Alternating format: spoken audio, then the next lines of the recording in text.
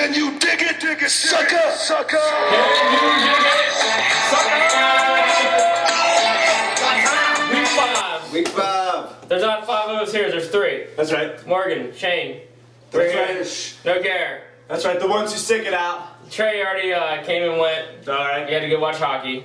Oh yeah. Oh. Alright, we'll go ahead and talk about the standings in the American Championship. Trey's still in first. I was so close to taking him down last week, Dude, man. you got... After all the shit talking, Jimmy Graham, I was beating him by 20, and Jimmy Graham Yes. blows up again. who do we got? We got the Bears. Morgan's in third. Organized Hey, crime. it's my best start in this league, and it's gonna come to an end. That's not gonna keep happening. Alright, Pretty good though, man. 4 and 5, Perry, Butt Fumble, The butt Johnny fumble. Cashews. Holding strong. Yeah, Spiller Speed, number 6. 7, Green Bull Packers. 8, Below Me.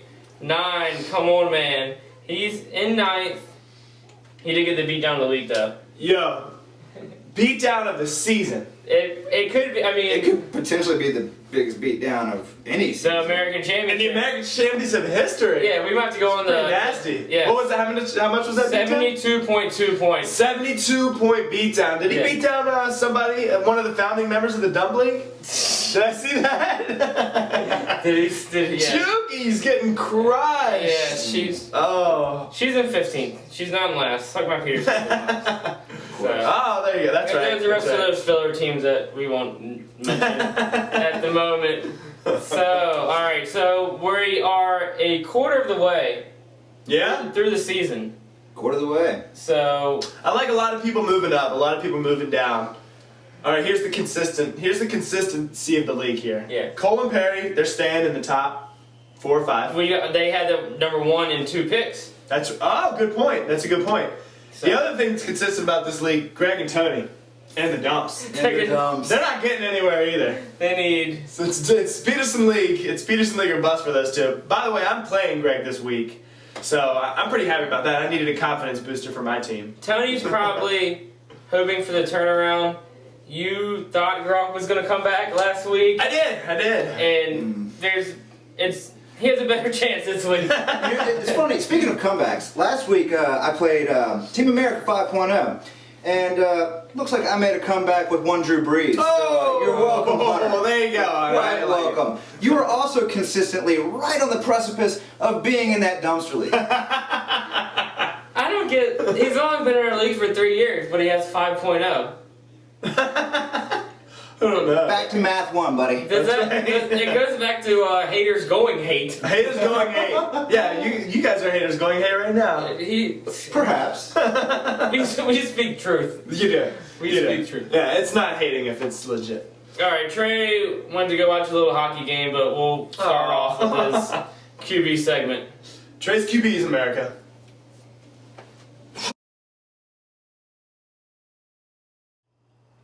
Yo, motherfucking hits it out.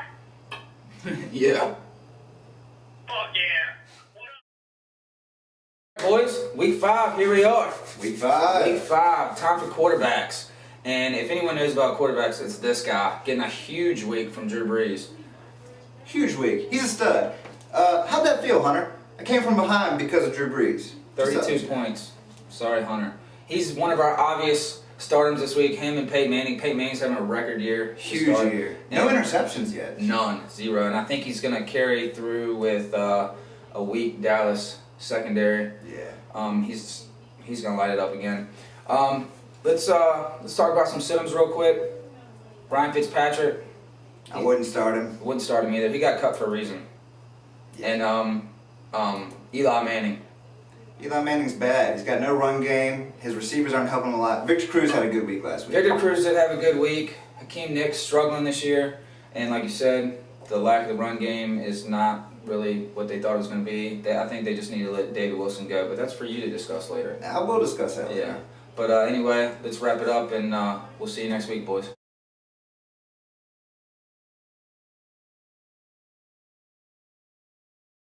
Ladies and gentlemen, boys and girls, children of all ages, it is time for running backs. You've got the two best heads of hair in all of fantasy football. It's me, Morgan, and Shane. That's right. All right, let's get started with our running backs.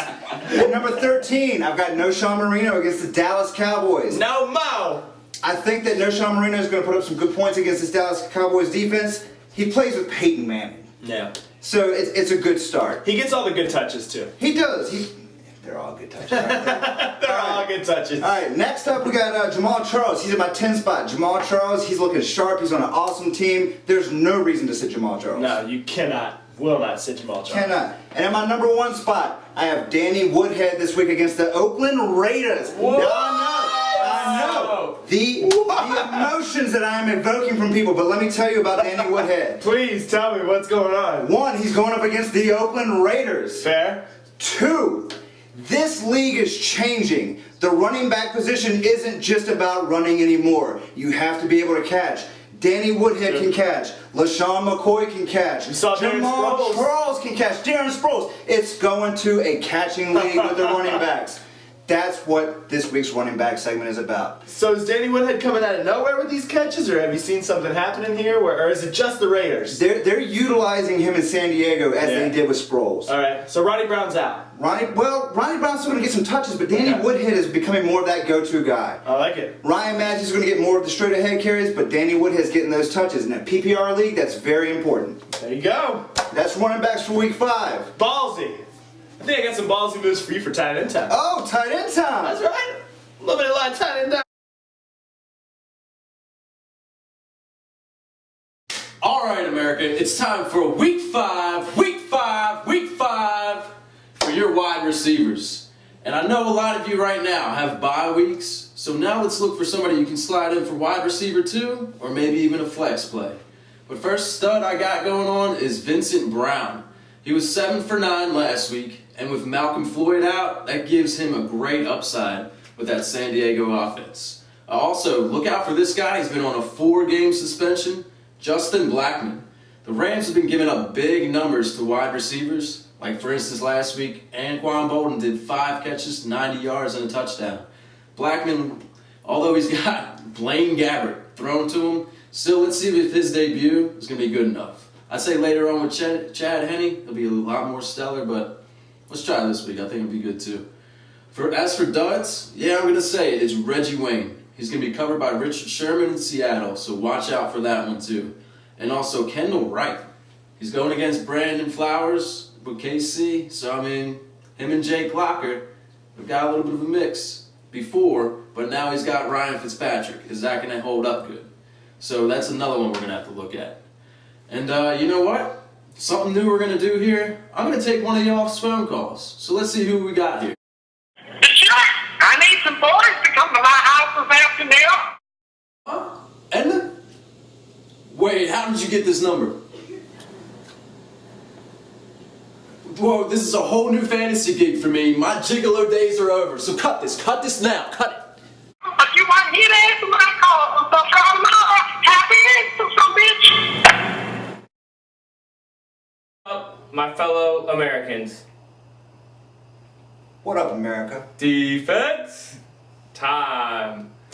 Alright, we're going to highlight the 2 that I want to talk about. We're going to have our regular 12 scrolling there. Here, there, everybody. The first one I want to talk about is the Rams. They've been horrible. I know I talk about it a lot, but they're playing the Jaguars. And the only they're number 6. It's either a boom or bust. Yeah. We'll go for the boom side for the Rams. They just lost Eugene Monroe. He got traded to the Ravens. So Chris Long and James Laurinaitis, which I like to call Legion of Doom 2012, Sure. you're going to be eating up that O-line. On the other side, Justin Blackmon's coming back. Yeah, he's coming back, but I think this is going to be different than like a Le'Veon Bell kind of thing. I think he's coming back, and it's going to take him a little while to get into the groove of things, especially against a hungry defense that wants a win. Agreed.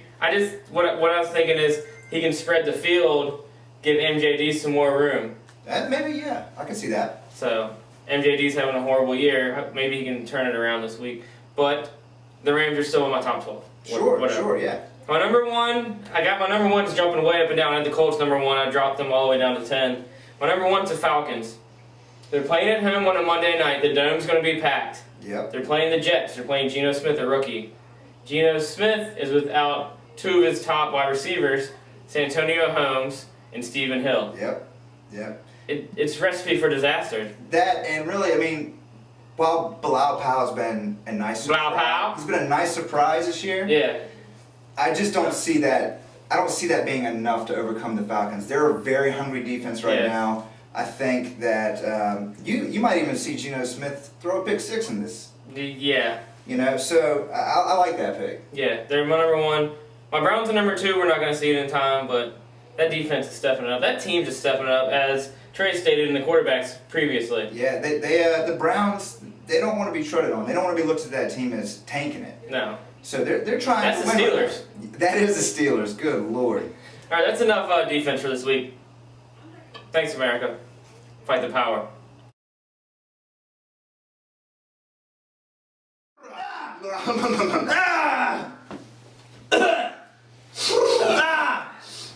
You got Rams in your top defenses right now? Yeah. Shit.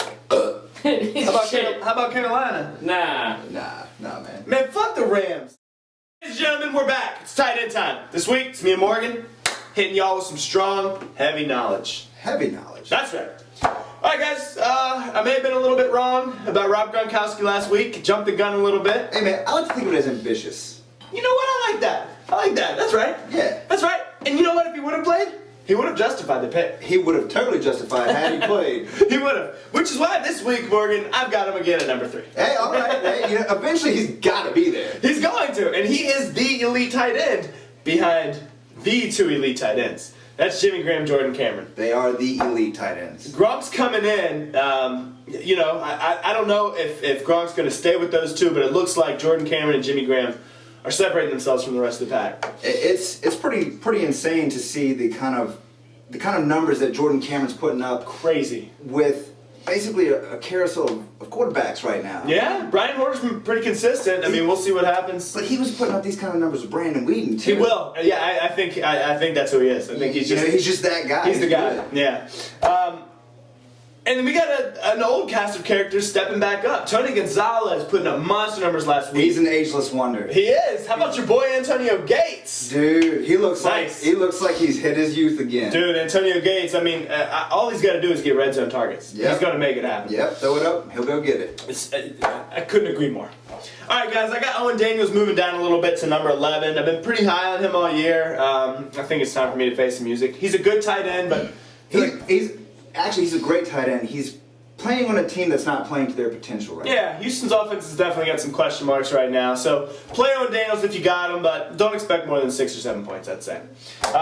Another guy got moving up, well, first time in the top 12, but he's probably going to be staying there, is Charles Clay.